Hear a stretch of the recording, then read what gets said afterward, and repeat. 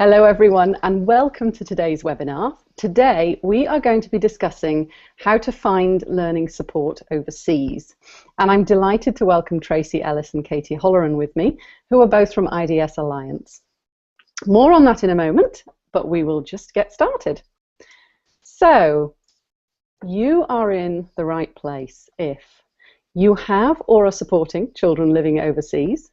You're concerned about making their expat experience a positive one. And I know as a parent myself, that's one of our main priorities when we're moving. But there's an extra layer when we know we have to find support for our children, or when we notice that they're struggling in their new academic environment. If you don't know where or how to find professional help and support, we're going to be talking about not just IDS, but how to find support in general and how to incorporate the whole team in that.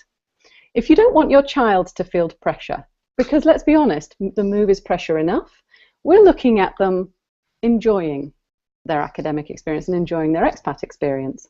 And finally, if you don't want to rock the boat, because we do know how difficult it is to raise these issues, especially when you're new to an environment and you don't necessarily feel you have the right to start asking for things. So today you will discover what the realities of expat life are when dealing with learning support needs. So it's a great one if you work with families also who may have children with learning support, because it gives you an idea of how to help them. What are the implications for everyone involved? Because it's not just the child that we're talking about here, it's the whole family and also the teachers, the counsellors, the schools, the other children in the school.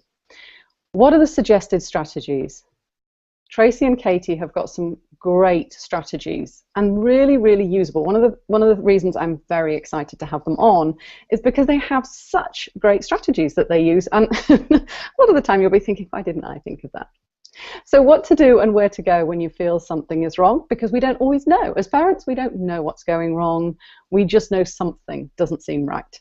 And then finally, how to get help. So, about Tracy, and I'm going to take her off screen sharing in a second, but just to give you an overview, I was so tempted to make up some interesting monikers about what all those letters mean, but I will let Tracy talk about that. But she is the CEO of International Diagnostic Solution. She's got an undergraduate degree in occupational therapy from the University of New Hampshire and her master's in public health from GWU. Tracy has also provided evaluation and treatment services, expert testimony, and university lectures and workshops in the field of pediatrics and private practice for 18 years. I find that difficult to believe because she doesn't look that old, but here we go. I will take you off screen sharing so you can see. Hi, Tracy. Hello. Hello. Thank you for that introduction. Thank you. You're very welcome. It's lovely to have you here. Thank you so much. Is there anything you would like to add to your bio? To the bio, no, other than the fact that, you know, I feel very, very strongly about making sure that families can have access to the types of services that are available sometimes at home, but when they're traveling abroad, they can't necessarily find. And in this day of technology and being able to access so many things so quickly, I just think it's easy. It should be easy for families to reach out and get some of the help they need. And so I'm very passionate about making services available to people around the world. Brilliant. Okay, well, no further ado, I'm going to introduce your partner in crime here, Katie. And Katie, I'm going to pull up your slide so people can see. Oh my goodness, there's another screen of letters. I'm beginning to feel like a complete idiot in this corner. You are the Director of Clinical Services at IDS. You've got a Master's in Special Ed from there's a theme here, George Washington University. Board Certified Behaviour Analysis and Certified Gentle Sleep Coach. That actually really fascinated me, but I won't talk about that today. We'll be talking about that in another webinar. You'll be getting lots of questions on that. And you provided therapy and consultation, behavioural coaching and sleep coaching for parents and teachers in Washington, D.C. for 10 years. So welcome, Katie. Thank you. Is there anything that you would like to add to your bio? I like to put people on the spot, if you know. I don't think so. I would echo what Tracy said. I've had such a in working in the international field just for the past few years, about 4 years, have really loved learning this new dynamic of online service delivery and families living all over the world and being able to bring support to them. It is a fabulous, I have to say, I am really passionate about the need for this service, because I think it's one of those things that just cripples us as parents. We love to think that we can always plan it, but we can't necessarily. And so I love the idea that we can get appropriate services wherever we are. I think it's the ideal. It's the holy grail, isn't it? Yeah, it's true. Okay, so why are we running this webinar? We're running this webinar because many families are struggling with finding both diagnostic and support services across a diverse and constantly changing range of locations. We know there are strategies out there, but we don't always know about them. And we're worried that they'll have a negative effect on our expat life. And again, I know we've talked about this in the run-up to this webinar, so we'll be talking a little bit more about why we have some fear around finding services. So, there are many effective expert-led solutions out there, and we need to give people more information and help finding them. So, I'm just going to click on what are the benefits and challenges. And I don't know who's answering this, but Katie, if it's you, I've muted you. So you're going to have to unmute yourself. Okay, am I back on? You are. Yeah. Okay, great. Well, we'll talk about the benefits first, of course, of living an expat life and being a globally mobile family. In specific with schools and with our learners, what's great about international schools is that inherently there is a modality that we call differentiation in our schools and in international schools, and differentiation meaning that teachers are already skilled in learning how to support individual students in their individual strengths, and also looking at their specific challenges and being able to modify curriculum, which means changing up some of the materials, adapting some of the materials to meet every learner's needs. So because of the linguistic and cultural variety that teachers find in international schools, that's already an inherent part of international school learning, which is fantastic, especially for our students that have specific learning needs. So that's one thing that's fantastic about, fantastic benefit about our students who are in international schools. But in addition to that differentiation, we are also looking at the content in terms of being that multicultural content. An example of this is we have a family, we have a school that we work with in Romania, and one of the projects that they had in their school was bringing in a local dance troupe for a local festival that was happening, and the students learning how to do the specific dance within that local, with that local dance troupe, which was a fantastic cultural experience that students wouldn't have had otherwise. Also, it was a great modality for lots of our learners with specific learning support needs to be able to practice dance as part of their school experience, and it gave lots of learners an added level to their education that wouldn't necessarily happen in other schools. And then in general, in terms of the benefits of living a globally mobile life, we've found that the expat community is just so adept at handling changes and also challenges. You know, when a problem arises or when something unexpected arises, we really see that our expat families are those that can really roll with the punches and are very problem solving in terms of their initial reaction is, okay, here's a roadblock, let's figure out how we can solve this problem. So what about the benefits? Sorry, we've just done the benefits. What about the challenges?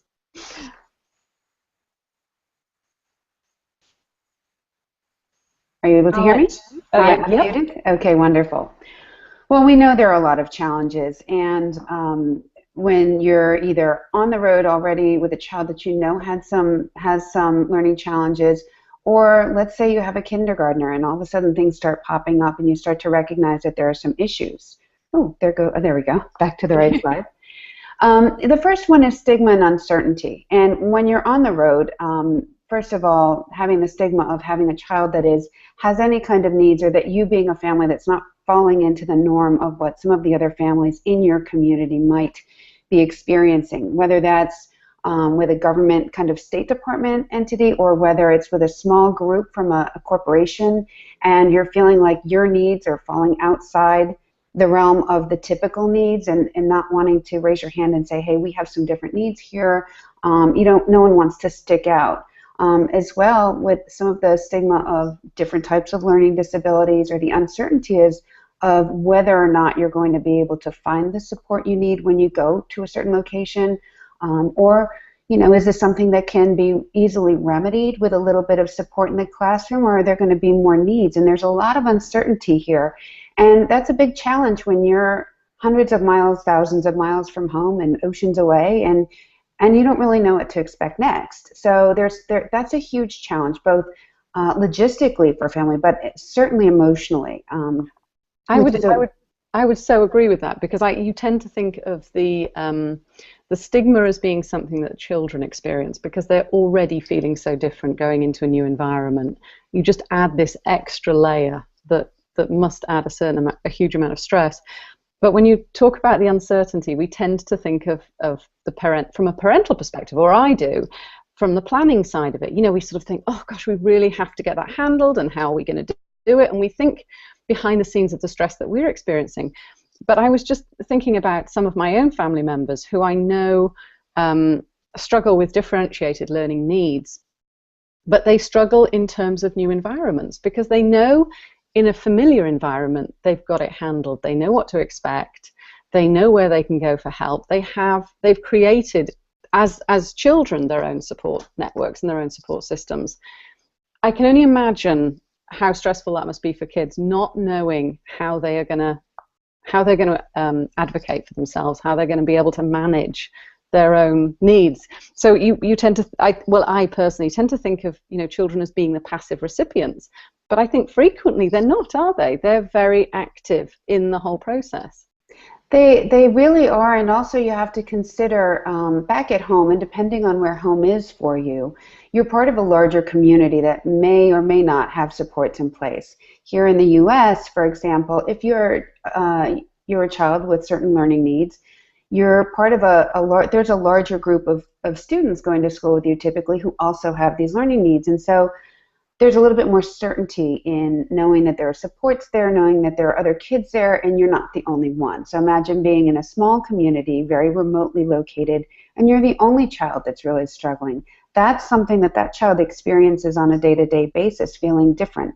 Not only that, they finally get, after 2 years, they finally get comfortable in their being, feeling a little bit either isolated or feeling like the only one, or they finally reached out and started to feel comfortable with even advocating for themselves as a student, and next thing you know, you're moving again. And you have to go through that whole process all over again. So that uncertainty is there for the child, but then again, there's the parent again. You finally got teachers on board with what's going on, and we hear this all the time. These teachers are really good, and now all of a sudden there's changes. And so the globally mobile lifestyle has a lot of uncertainty anyways, but this piece boils down to a number of different realms. It's there for the child directly, it's there for the parent in terms of their concerns for the child, it's there for the logistics, and one other piece too is, years gone by, and it's still prevalent, but that uncertainty of, if we let people know about these needs, will we not be able to take the next post, for example? And that post might be critical to a family's career trajectory. I can never say that one. Career trajectory. And so if you have to take a particularly difficult post, that might mean making certain decisions about whether you go or not with your child with needs, or wanting to make sure that your family has the support they're going to need ongoing for your career, but not knowing if they'll be able to support you, but also if there's going to be a stigma associated with it, and you might be limited in your choices for your future moves. Another piece is the fragmented documentation and support, and that's critical as well. One of the key pieces, it's not listed on here, but is there are two pieces. There are not often providers, and there's no one coordinating. When you're back at home in a more traditional educational environment, there may be someone like a special education coordinator who's handling all of the pieces of these needs for you. But when you're moving about in locations where either they don't have local providers, many locations are still struggling with accepting inclusion as a concept, just recognizing that all kids can go to the same school and they just need to be supported differently. So you have to look at not having necessarily the providers, not having someone to coordinate it, and then you have fragmented documentation. You as the parent become the coordinator, the provider in certain circumstances, sometimes the teacher, but connecting and keeping all those pieces together, all the previous reports, all of the academic pieces, it's really a challenge. One thing we hear often from families as well is that that there's a huge range in curriculum. There's often changing teachers, and you may go to a program where there's a varying level of teaching ability. Yes, I know that, and that's something we almost, to me, that one of those things that we think about when we're moving to a more remote location or a less developed location, we tend to expect that, but we don't necessarily expect it when we're moving somewhere more developed. But there's such variation within schools, isn't there? There really, really is, and I think one of the hard parts is for a parent to know how much academic growth in 1 year do I expect. We may know, okay, my child's going from second grade to third grade and they're getting promoted, but if you were to go back to your home location, is that change from second to third grade there the equivalent of what you would expect back at home? And as a parent, you need to be able to make sure that your child is keeping pace with regular academics and therapeutic interventions. We had a similar system in reverse, actually. In Wales, you start school at 3.5, and so you start in kindergarten, and it was a Welsh school, so I sent my children early because they needed to learn Welsh. But when we hit and I know this is a very common problem, when we hit state schools or when we hit schools in different countries, they start at different ages. And so we've been lucky enough to follow year-on-year curriculum and just be able to, regardless of age. But I know, and there's a lot of talk on Facebook at the moment, there's a page called I Am a Triangle, and there's a lot of talk on there about how people are struggling with the fact that they've been in a specific grade and getting supported at a specific grade level, and because the school are rigorous in enforcing the age limit, they're having to be in a different grade to the one that they really feel that their child is appropriate for. So it actually is a problem across education, isn't it, and across the globe. It is, and then let's face it, we also have it here in the U.S., in Washington, D.C., for example. A lot of the graduates coming out of the public schools in Washington, D.C., they're not at necessarily the same level that students coming out of other public school systems here are. And how do you know as a parent without, Katie's a teacher, I'm not a teacher, how do you know what is the exact academic progress they need to make each year? You're not the specialist, so sometimes it's nice to know that there is a place to go to get that. It's always nice when you go to a specific curriculum where they're way ahead of the kids when you come back home, but you also want to think about preparation for college, and taking the SATs, and are they keeping pace and getting the right academic support along the way, particularly if they have any kind of learning challenges. For me, it's about engagement. You need them to be seeing learning as positive and being engaged. And sometimes that means, that they're not being challenged in class, and sometimes it means that the challenges are not achievable for them realistically. But it's all about, isn't it? It's pitching the level of engagement. And I think you're right. The role of the parent in terms of understanding, where your child is and how engaged your child is, and maintaining that sort of role as an advocate. It's critical. But again, I always go back to, everyone is. I'm not an accountant, so I don't know how to track the accounting pieces. If you're not a teacher and you're the parent, it's hard for a parent to also kind of reach in and understand some of what your child's supposed to be able to do and make sure that they're being pushed. And you can't always do the pushing yourself. And so it is difficult when you don't have that kind of base knowledge of what the expectations are. to really track. Yes. You also mentioned loss of family support systems. Oh, Talk a little bit to that one. well, when you're going off, and particularly if you're at a post where that's small, I mean, most people in the globally mobile community make friends fast. I mean, you know how to meet your neighbor and reach out and find new community supports. But really, when you're not on the same time zone as the sister you used to talk to every day, or a parent who might have lived close, who might have been able to help support, you with your family, or even having kind of community resources for you as a family to help with some of the issues you might be experiencing with your children. I mean, you're out there kind of on your own, and you're having to figure out, again, being that one thing, all things for that child, and so not having somebody else to either lean on to ask some of those questions to. I mean, I think we take for granted here, I can walk out the door and find a speech therapist, or I can find a counselor or a mental health therapist. But when you're in other locations, you can't do that. And you don't have necessarily the close-in network of family and friends that you could also reach into, because, again, you're very far away, there's different time zones, and it's no one's also there kind of reaching in and, I don't know, just engaging with your family in the same way. And sometimes you just need different eyes on. If I had a dime for every time a parent came to me and said, I didn't recognize anything was going on, it was my mother who noticed that Johnny wasn't keeping up, or, it was my sister who commented on the fact that, Sally's speech was a little bit off. So sometimes it's just having that kind of familiar group around you, and knowing that, and having people in your community that can help reach into to these pieces is a big deal. One of my questions also is, and I don't know, but I notice in my own family that there is a lot. We have a lot of dyslexia in my family. A number, like a lot, probably the majority of family members, have it to some extent or another. Is there often a familial pattern with learning needs? Katie, I mean, I feel like you Sure. can feel free to chime in. Yeah, I mean, certainly with something like dyslexia, there's usually a hereditary part of that, or often at least. But in many of the challenges that we see, a family, when we're talking about the specific things that we're seeing as we're getting to know a child or getting to know a family, mom or dad will say, oh, I struggled with that too when I was in school. I didn't know it was a thing, but now I see what you're saying. When all of these things are coming together for my particular child, I'm hearing bits and pieces of things that I struggled with as a child as well, for sure.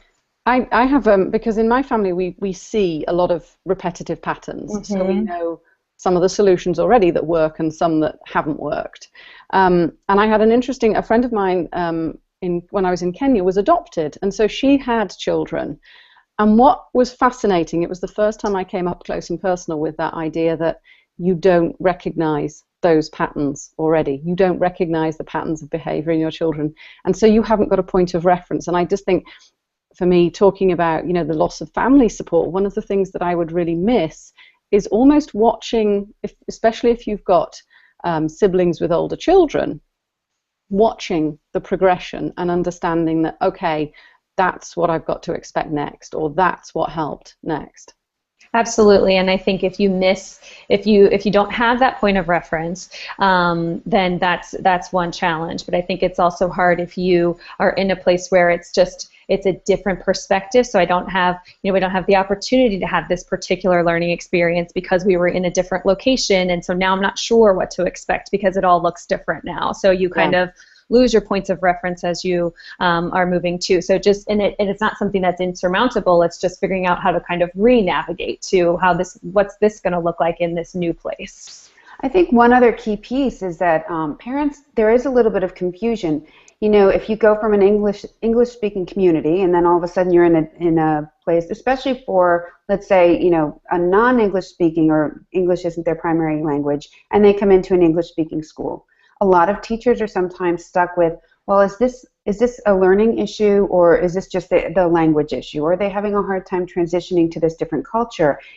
And so sometimes some of these issues that children are experiencing can be delayed in being identified as well, because everyone wants to give a little bit more time just to see, oh, well, maybe it'll work itself out once he gets more comfortable with the community or with the language, or, you know, and we've actually had experiences with that just this past spring, actually, where a Korean-speaking family was living in Russia, going to an English-speaking school.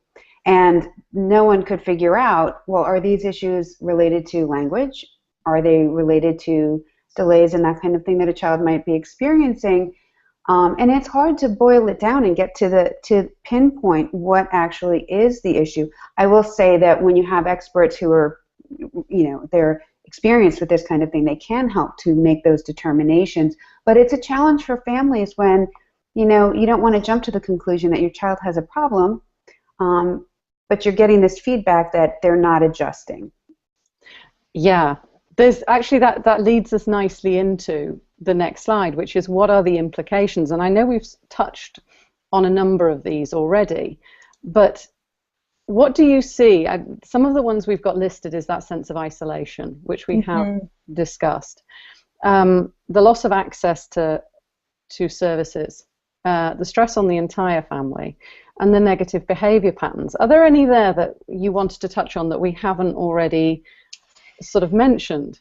Yeah, I think we've mentioned a lot of them, but I think just kind of to kind of recap on that, you know, the kind of idea of the stress that can be an implication for some of the challenges that we talked about. Again, like you spoke about, it's not necessarily just the adults in the family or just the kiddos in the family. It's usually the whole family feeling on one level or another this kind of this stress that comes along with some of these challenges that we mentioned. And even the isolation, you know, something as simple as a play date with someone can be a really big challenge for our learners that have specific learning support needs.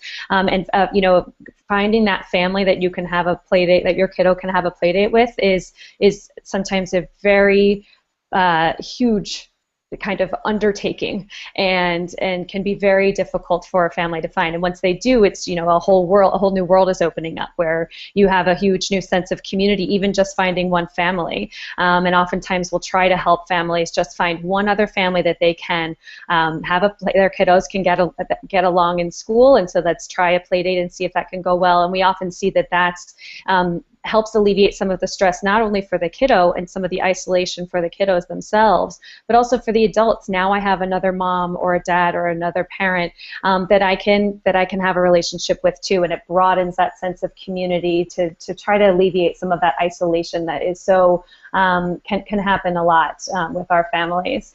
And then another kind of stress, and the reason why we have these stress, and Tracy alluded to it as well earlier, but this uncertainty about school and whether the school is a good fit from both sides. The school kind of wondering whether it's a good fit, the family wondering whether it's a good fit. Also that career, what's going to happen with my career if we have limited choices in the next school. And some of our families also choose to then start homeschooling, and that's something that was not necessarily planned. Lots of families don't go abroad thinking that that's what will happen, but sometimes it happens while families are already in another place, and that can be very isolating as well. And again, that uncertainty of, wow, okay, now I'm mom, and now I'm teacher as well, trying to learn how to homeschool at the same time, and what does that look like, and a whole new level of kind of stress, which can be amazingly successful for families too. This unknown and this thing that we never planned for can be fantastic for families, but it can be stressful when we're all of a sudden, okay, now we're no longer in school, and we're gonna support our kiddo on our own. Can be a big shift for families. I'm quietly laughing because if my children were here right now, they would be discussing that homeschooling is legendary in our household. Because I'm a former teacher. That was one of my former professions. It was, yes, not as easy as one might imagine would be. Right. Definitely Absolutely. Get professional support, because it ended badly. And thankfully my children were advanced enough in school and quick enough, and they went into the new school seamlessly, but it was 6 weeks of pure unadulterated hell. And I can honestly say that, yes, Not And as I easy. think a lot of families experience that, and I think especially if with oftentimes with children with specific learning support needs, that's sometimes the only option. So we got to figure it out, and we got to make this work, and it's not ideal for many reasons and on many different levels. And so again, that kind of that implication of that stress. Now we're also adding on teacher to my role, and great, bring it on. That's the beauty too of the expat community that we've been talking about, where they really they rise to the challenge. They're like, okay, now what do we do? Okay, we have to figure it. We can't just turn around and go home. So what do we do? And you know, it while we see that real kind of courageous and resourcefulness in them, we also see that there's a lot of anxiety. And anxiety, I think, is the key word that we've seen primarily amongst parents, to the point that sometimes their anxiety then gets reflected back onto the kids. The child may just have some learning struggles.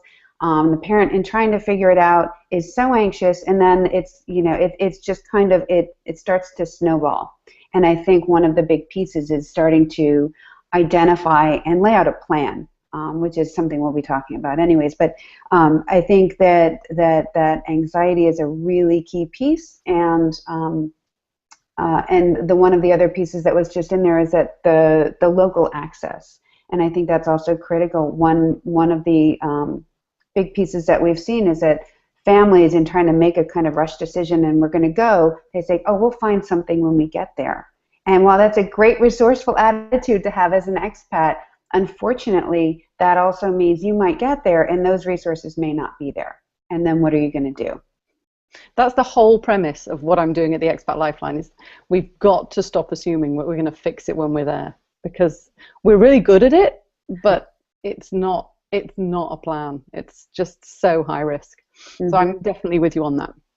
One thing we don't have a slide on, but I wanted to touch on is we took negative behavior patterns is one of the things that's mentioned on the slide, but we talking as if we already know our child has learning support or has a differentiated learning needs before we go. And actually, for a lot of people, they'll discover these en route. And so what are the signals, if you like, the signs and signals that you would identify? And if parents are listening in and they're sort of thinking, what are the things that the triggers for you that indicate that a child is going to need or would benefit from support?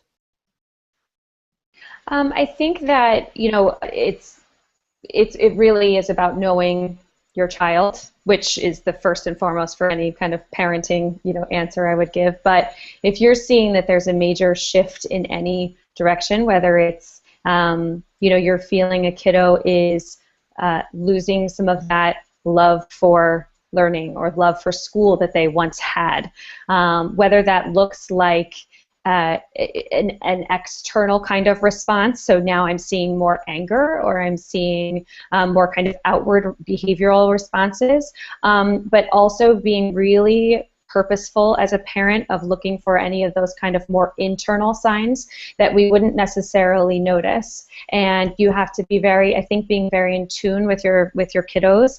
And if you're seeing some of that retreating, and you're seeing being a lot more quiet, you're seeing a kiddo who's not looking for kind of finding at least that one friend, somebody that we can hang out with. I think that would be, whereas if you had seen that before in your kiddo, then I think that would be a sign that, this transition is really difficult and we want to make sure we nip it in the bud. It doesn't necessarily mean that different specific learning challenges are coming up, but it may mean that there needs to be some extra support, especially in that transitional time. So I think we can see it twofold. We can see the more external kind of change, but also that more internal kind of retreating away from, even in the family, even at home, if you're seeing those changes, that would be certainly something to look out for. And I know later we're going to be talking about the other members of the team, but your answer was really interesting, because we did a webinar with Julia Simmons, author of Emotional Resilience in the Expat Child, a couple of weeks ago, and she had her list, and it's very similar, isn't it? I think it's fundamentally that the child is struggling, and however, whatever they're struggling with, you have to, as parent, figure it out, and that there are people there to help you, but you have to take action. Yeah, and I think that it's for all kiddos. Doesn't mean that doesn't necessarily apply to a kiddo with specialized learning needs as opposed to a kiddo without specialized learning needs. It's really looking at all of our kiddos as individuals and seeing, okay, this looks different. What's going on? Really getting to the bottom of what I'm seeing that's different, and then taking that action to say, what is it that I need here because I'm seeing these differences right now. Yeah, I think when some of the hallmarks are changes in patterns, whether it's sleep, whether if they were an avid video game player, now there's no interest. TV changes. I mean, some of the things that kids do every day, going out and let's say kicking the ball around, and now they don't feel like it, to a child who used to really just enjoy school and now is not so enthusiastic about it. Certainly when they're wanting to not go to school, these are some of those hallmark signs that you look for. I was just going to say one other piece is sometimes we're so kind of focused on making sure that everything is okay that the second somebody says, oh, something may not be okay, it's like, no, step away, I don't want to hear that. And, my mother was a teacher for 45 years, and to see how families responded to a teacher's input from when I was a kid to then right before she retired. It was interesting where a family would listen to the teacher and kind of take it in and recognize that they were just giving them true feedback about their child, whereas in today's day and age, it seems like if you bring up a challenge that a child might be having, the parents get a little bit, defensive, and not my child.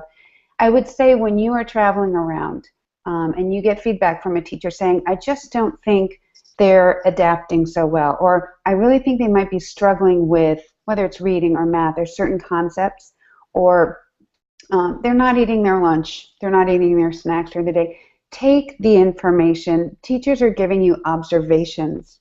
There's no benefit for them to bring negative information, certainly to a parent. So try to recognize that that's their job, is to actually watch out for your child's both academic and emotional growth throughout the day, and to try not to tune it out, but to say, okay, let me step ahead of this and hit it head on. Because what we know, Katie and I, for many years of working with kids in the schools, the longer you wait to address something, the wider that gap grows.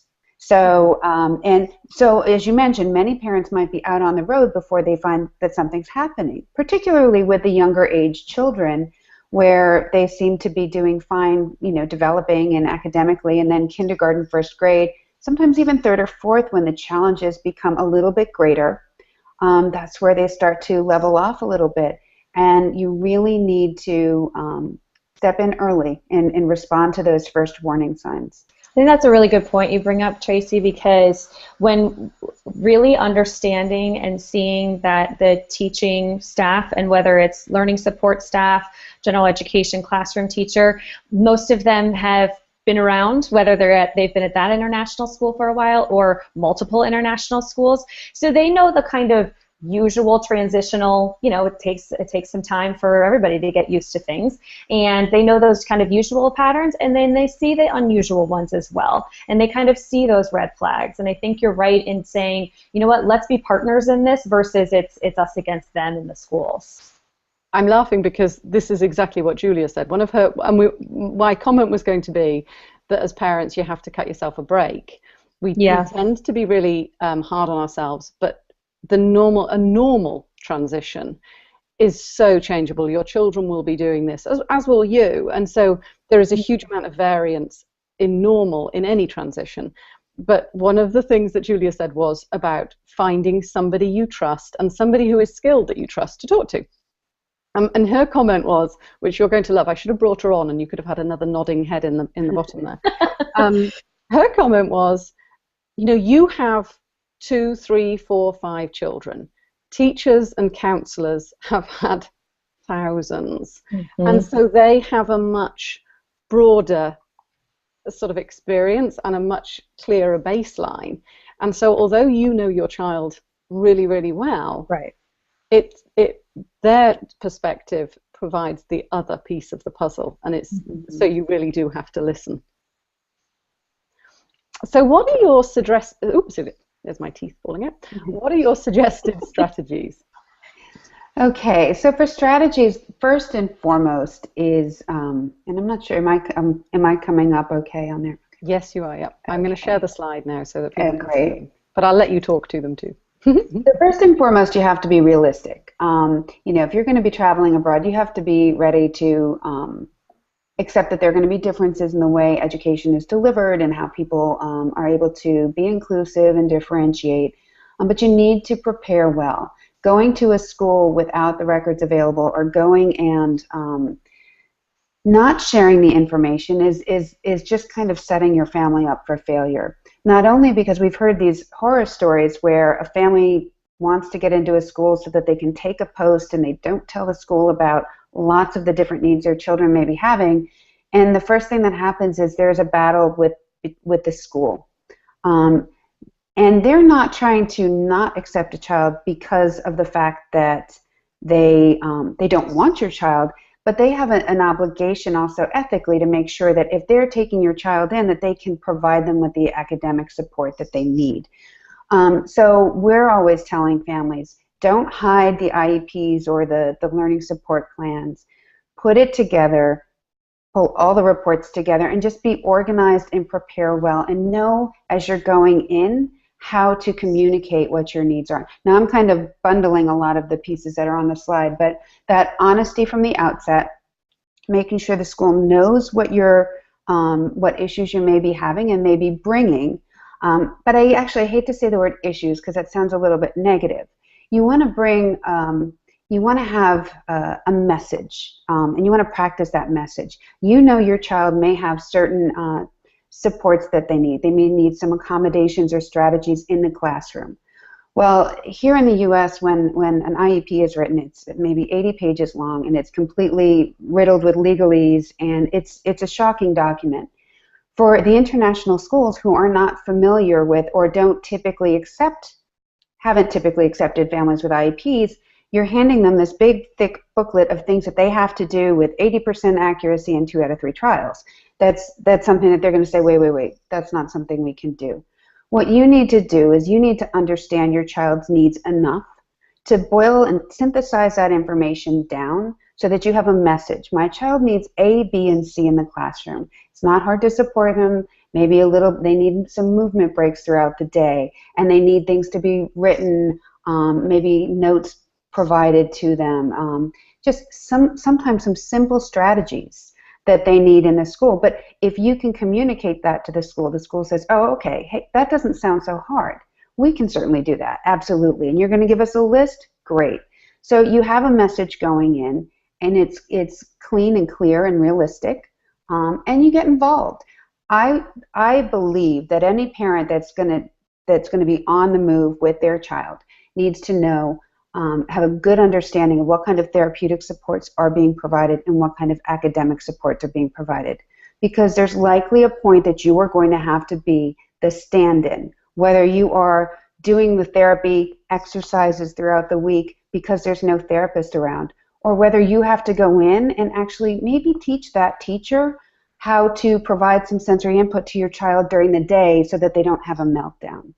You need to be able to communicate these things.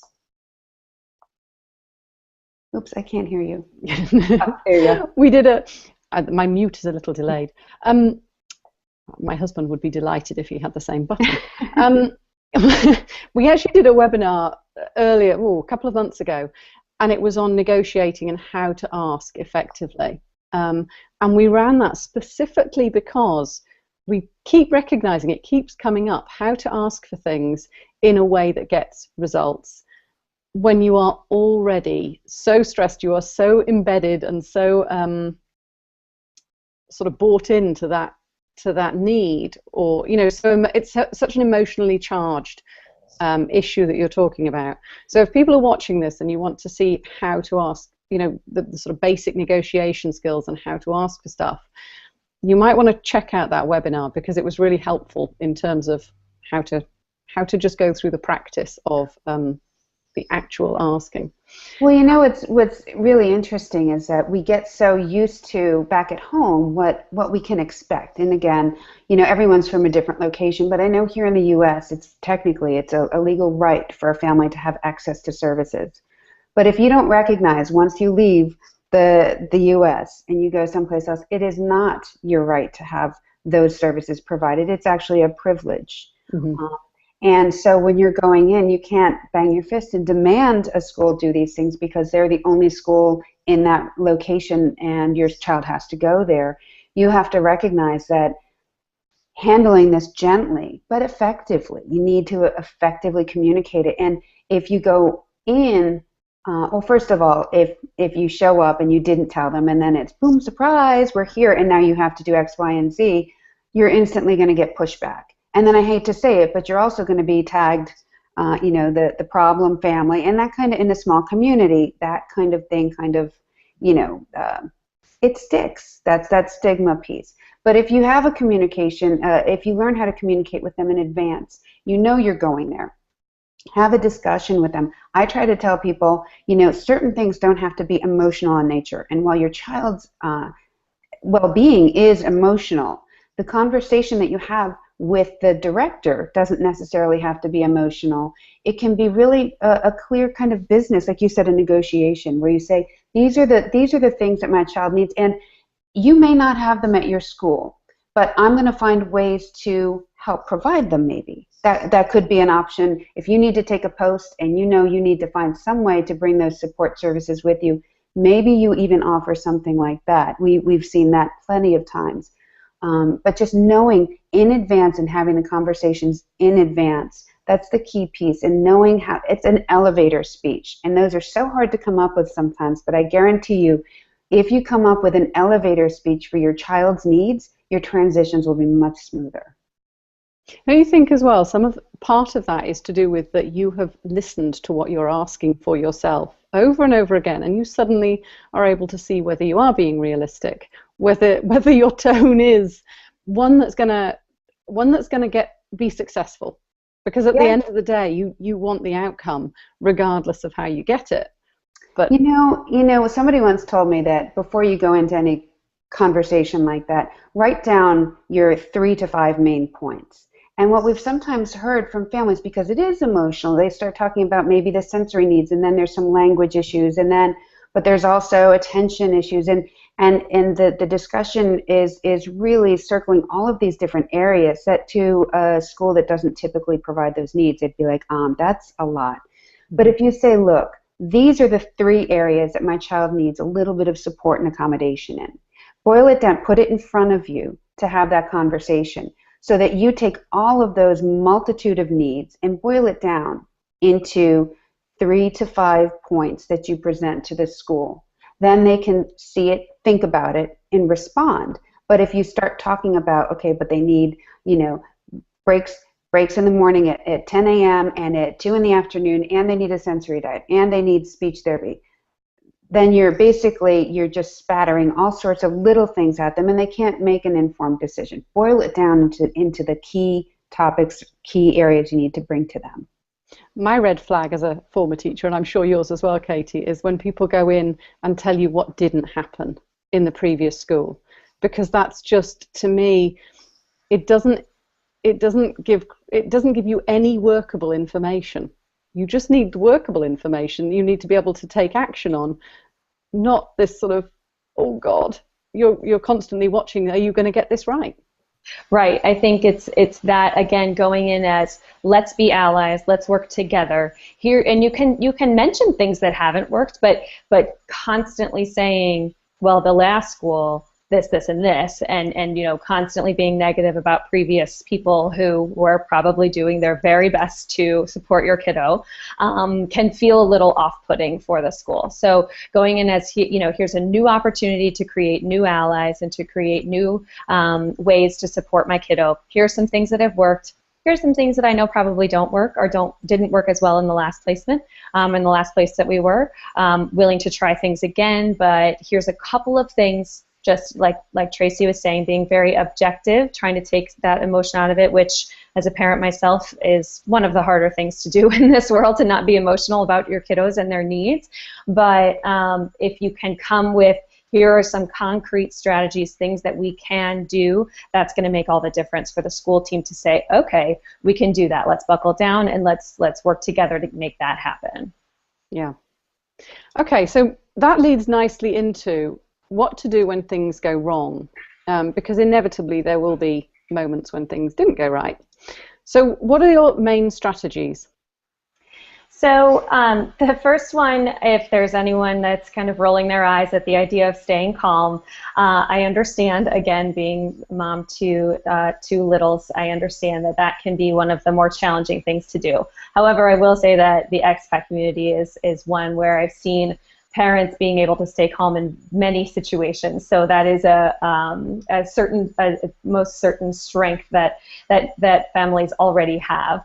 But the more specific idea in this idea of staying calm kind of ties in with a later bullet point talking about the big picture rather than individual moments. So one of the teachers that we work with in a school in Russia talked about it the other day as the last memory effect. So if I talk to a family and they've had a particularly difficult day, let's say it's a Thursday, and it's just been a particularly difficult day for them in their job, they had a stressful day at their job, they came home, had a stressful moment or series of moments with their child, and we're just going to chalk that up to a horrible day. Sometimes what can happen is we can chalk that up to, now I'm having a horrible time here overall in this particular place and where I am right now, and we can kind of stretch this bad moment to be everything's not going well at the moment. So that idea of staying calm and remembering the big picture is thinking about, okay, this was Thursday, not the best day. What about Monday through Wednesday? And trying to find some of those positives. Oftentimes, if I can ask families to step back and tell me about Monday and Tuesday and Wednesdays when I didn't necessarily see them, they can say, oh, you know what, Tuesday, this great thing happened, and we had this awesome moment together where I was able to talk to my child about this or that and really able to have a positive moment, and they had a great day at school Monday through Wednesday. But you're right, today was just a really bad day, and that's fine. But to look at that as the whole big picture and say, you know what, actually overall I am seeing some forward motion, I am seeing some growth and some progress here, is really important for everyone when things are feeling like they're going wrong. And in that same kind of vein, try not to assign blame, whether it's to yourself or your kiddo or the school, that we're really, again, because I think the expat community is already great problem solvers, the idea is to come at this, okay, I'm seeing a problem, I'm seeing some red flags, let's not worry about why or who's at fault or why this happened, but let's look forward. What can we do? How can we solve these problems? How can we move forward? And really, that can also involve taking some notes. And Rachel, the journaling kind of idea that you have, I think would go really well with this. You know, really writing down what it is that I expected to happen and what it is that's happening, and really taking some time to reflect on that and kind of where we're going, where's the disconnect between what my expectations were and what I'm seeing in reality right now. I think on that note, Katie, to just talk about too, when you're taking notes, you're also doing it in preparation for the solution. And in finding that solution, those notes might be that you're writing down what kinds of problems your child might be experiencing in school, or what are some of the behaviors that are creating a challenge for your family when you go out or at mealtime, or taking notes not just about how you're feeling about things, but also the objective data. Because once you reach out to get help, it's that objective data that they're going to be asking you about. True, and with all of that information, you're right, Tracy, that's what you can bring to the table to try and find a trusted clinician or professional. So not just, you know, it's great to be able to expand your community and talk to a neighbor about the specific kind of challenges you're feeling, but in this particular case, we're really asking, you know, and encouraging folks to find someone that's a trusted ally within the school, that's a skilled professional, or outside of the school, whether it's online, again, whether it's through the school, someone in the school might know of a local professional, but really finding someone who's a clinician who has some really specific experience in what it is that you're seeing. And sometimes you don't know. You're not thinking, oh, I'm seeing this problem, so I know I need a speech language pathologist. But you want to talk to an overall, a professional with some general experience in what you're seeing to understand what it is. If I'm seeing, if I'm really explaining it, if I'm feeling that what I'm seeing is a specific speech language issue, or is there something broader than that? You see it. I know you want to jump in with an example on that too, in terms of seeing what we think we might be seeing and what we're actually seeing. One of the pieces that when I was talking earlier about, a parent and not being a teacher, so they don't necessarily know how to get that overview on, is my child making the right growth? The same way, we can sometimes look at something and it looks like one thing, but it's not. And if we go ahead and, and I'll give an example, for a child who's just in and out of his seat constantly, just in and out, in and out, in and out, and you say, oh my gosh, I know they have ADHD, so I'm going to go and I'm going to find someone to get them treated, find a way to get some treatment. Well, in actuality, that child may be experiencing depression. And in children, depression can show as this limited attention and distractibility. But to the average person who just knows what ADHD looks like, they're going to jump in and maybe jump in and say, oh, this is what it is. So I think it's important to recognize that, not everyone is a diagnostician, or not everyone is an expert in understanding some of the subtle nuances of both mental health issues and learning challenges. And so going to that right professional is really key. Which actually leads nicely into why IDS Alliance? How does your service help? And what was the reasoning behind setting it up? Well, basically, International Diagnostic Solutions, we use the word solutions for a reason. We started getting requests from families who were living abroad or getting ready to go abroad, and we didn't really know much about the systems outside of the U.S. And so as we started looking around, we recognized, okay, parents are looking for someone to do some of the diagnostic work. But then it still was very new, and then they started saying, well, I don't care about a diagnosis, because really if I have a diagnosis, we may not be able to take the next post. We just want some help. And so I thought, okay, well, we know how to do the diagnostic piece and we know how to help. Well, and it shouldn't be that just because they're thousands of miles away that I can't impart my wisdom to them. And I always say, as a pediatric therapist, while one-to-one, face-to-face might be the best, if you're in a location where there isn't a therapist, the changes that a child makes from week to week do not come in that 1 hour therapy session. They come in what is done with them in the classroom and at home with the parent and the teachers and in their community, practicing the strategies that they use. Really the job of a therapist in those situations is to measure that progress week to week. And so my job is really to tell the teacher, these are the strategies that you need to use with Johnny in the classroom to help see improved visual motor coordination. Or, for someone like Katie with the behavior piece, talking to the parent and saying, these are the things I want you to do each day this week in response to certain behaviors. And so we impart our wisdom. And so we started to think, it's actually pretty easy for us to help families, and it doesn't matter where they are, as long as we're willing to be, work crazy times of the day, which we are, we can reach out and support them. And we started to develop solutions for families in this way. We found ways to screen kids when, sure, they can come back to us and do formal diagnostic testing. But we can also do screening and all sorts of online screeners and kind of interventions where we can boil it down to, these seem to be what your child is dealing with, and these are immediate things you can do today to support them at home. And hey, here's a list of things you can take to the teacher. They are either free resources, these are free activities, things that they can do immediately, and it's not difficult.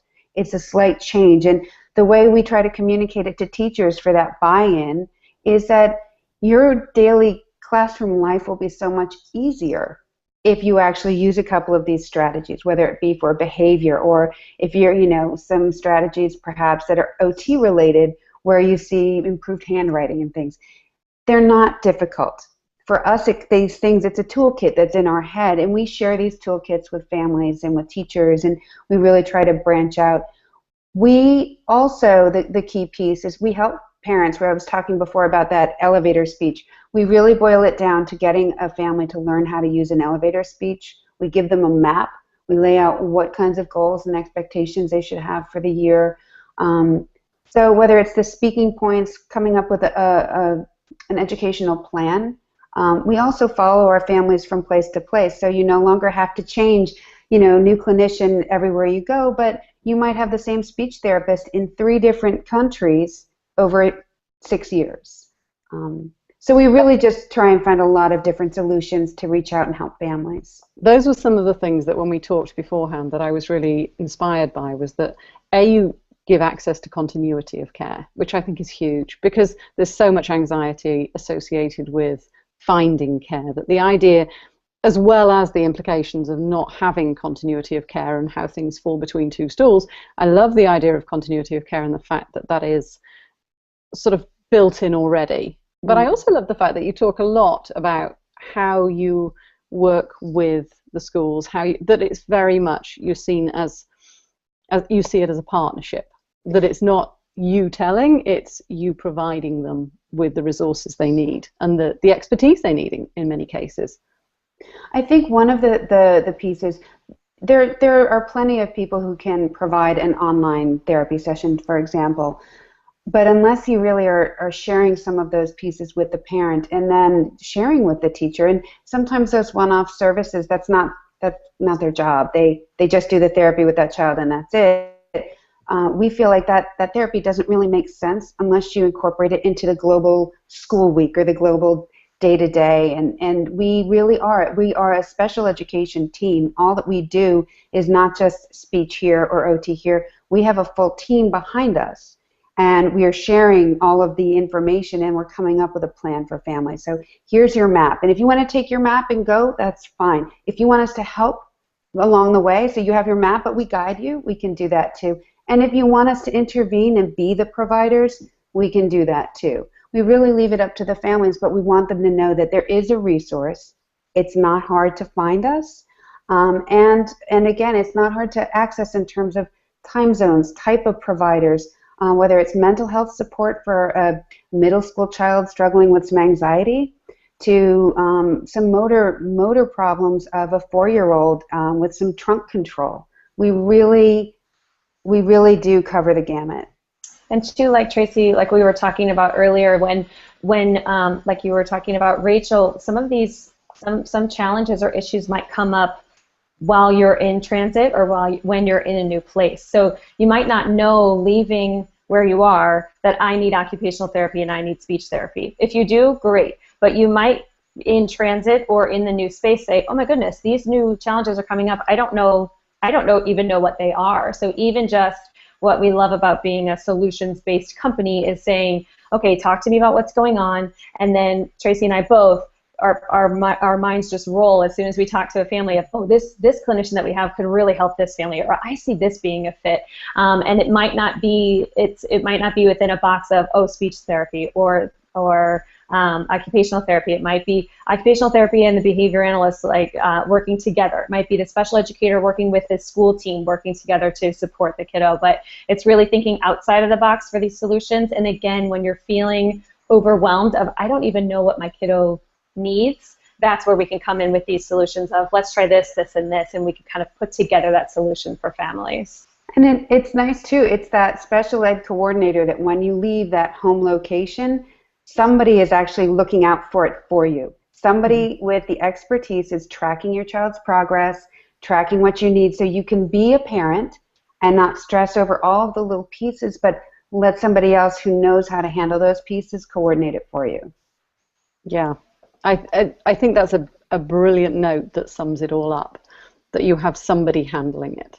However you want to input yourself, that you can get on with being a parent, and somebody else will provide the expertise, the input, whatever.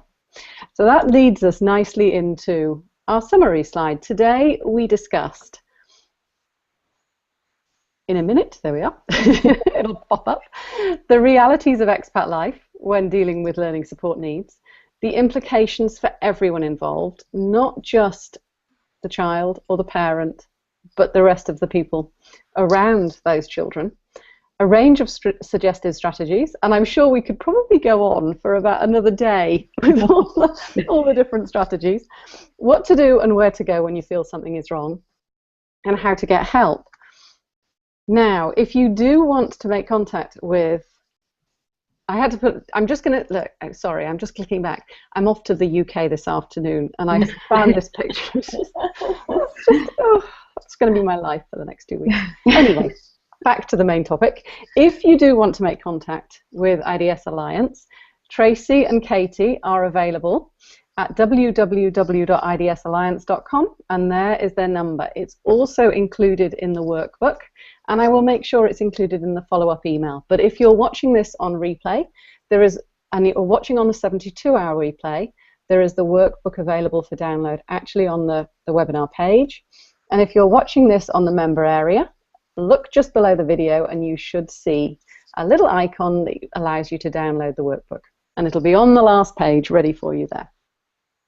That just leaves me to say a huge thank you to Katie and to Tracy for joining me, or Tracy and Katie. I don't know if you have a preference in which order you are mentioned. I'm just going horizontally across the little icon. Thank you so much for joining me. I think it is such a huge issue, and you have provided such great information for everybody listening today. Thank you for having us. Yeah, thank you so much. You're very welcome. You make excellent guests. Okay, I am going to stop the broadcast, and I will see you next time.